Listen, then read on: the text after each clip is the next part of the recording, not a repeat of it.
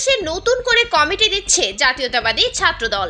তবে নবগঠিত কমিটি ঘিরে বিভিন্ন স্থানে পদবঞ্চিত নেতাদের নানা অভিযোগ ও আন্দোলনের উত্তাপ বাড়ছে।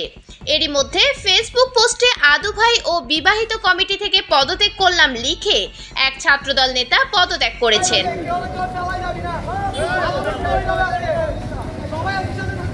জানা গেছে, পাবনা জেলা ছাত্রদলের নবগঠিত কমিটি ঘোষণার পরে আদু ভাই ও বিতর্কিত কমিটি মন্তব্য করে পদত্যাগের ঘোষণা দিয়েছেন সংগঠনটির যুগ্ম আহ্বায়ক মীর সানজিদ প্রান্ত। 10 সদস্য বিশিষ্ট এই কমিটিতে তিনি দ্বিতীয় যুগ্ম আহ্বায়ক হিসেবে দায়িত্বপ্রাপ্ত ছিলেন। শনিবার রাতে কেন্দ্রীয় ছাত্রদল পূর্বের কমিটি বিলুপ্ত করে নতুন এই কমিটির অনুমোদন দেয়। কমিটি ঘোষণার পরপরই সামাজিক যোগাযোগ মাধ্যমে নিজের পদত্যাগের কথা জানান প্রান্ত। পরে ওই পোস্টটি বিভিন্ন গণমাধ্যমে ছড়িয়ে পড়ে।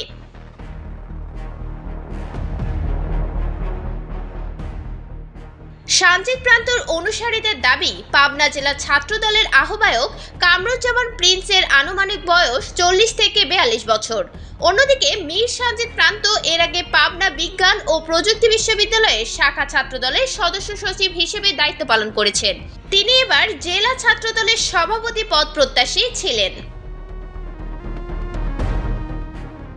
তার এই আকস্মিক পদত্যাগকে কেন্দ্র করে জেলা ছাত্রদলের অভ্যন্তরে বিভিন্ন মহলে আলোচনা সমালোচনার সৃষ্টি হয়েছে। তবে এ বিষয়ে কেন্দ্রীয় বা জেলা ছাত্রদলের পক্ষ থেকে এখনো আনুষ্ঠানিক কোনো বক্তব্য পাওয়া যায়নি।